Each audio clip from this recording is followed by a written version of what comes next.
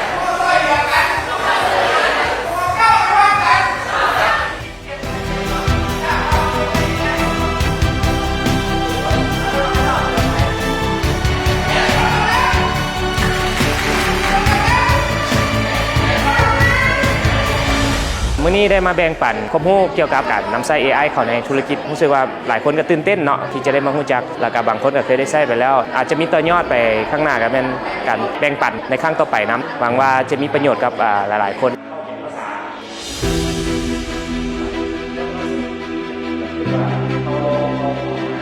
เป็นโอกาสที่ดีในการที่ว่ามาแลกเปลี่ยนประสบการณ์ได้รู้จักกับหลายๆบริษัทจากสิ่งที่เรารู้อยู่แล้วเราได้ให้กับหลายๆคนได้รู้ว่าการบริหารจัดการกับหลายๆคนมันมีคีย์เวิร์ดแนวใด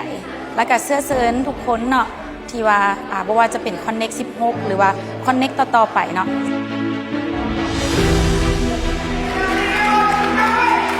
ดีใจหลายที่ได้